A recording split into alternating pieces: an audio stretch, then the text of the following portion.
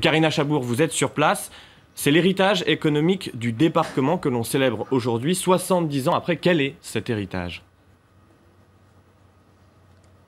Absolument. Et écoutez, effectivement, le débarquement des troupes alliées en Normandie a permis de libérer l'Europe de l'Ouest, mais cela a aussi une portée économique majeure, incarnée 3 ans plus tard dans le plan Marshall, cette aide américaine à la reconstruction de l'Europe et qui a aussi favorisé la construction de l'Union européenne avec l'Allemagne et en retour a garanti une certaine prospérité à l'économie américaine en lui garantissant des débouchés pour ses produits made in USA.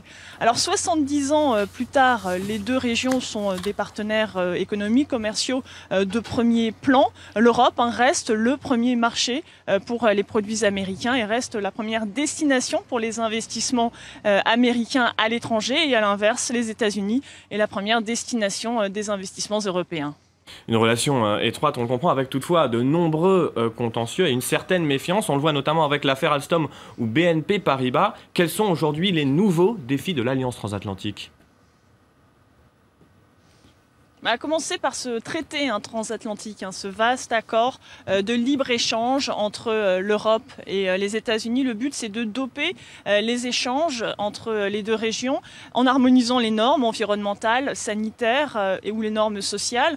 Le but, c'est vraiment de créer des emplois, de doper la croissance, mais pour ces détracteurs, ça va inonder l'Europe de produits américains aux normes moins strictes. Et puis, effectivement, il y a ce dossier Alstom. L'américain General Electric entend racheter l'entreprise française et multiplie les promesses d'embauche, multiplie les promesses de localisation de centres de décision dans l'Hexagone et pourtant l'exécutif demande toujours davantage de garanties. Et puis il y a aussi cette menace de sanctions records pour BNP Paribas aux États-Unis qui mobilise l'exécutif. François Hollande doit en parler ce soir avec Barack Obama. Donc ce sont autant de contentieux qui existent aussi dans cette relation dont il ne sera probablement pas question dans les détails ici à Caen. Le directeur général de BNP me confirmait qu'il n'entendait pas se prononcer sur ce dossier.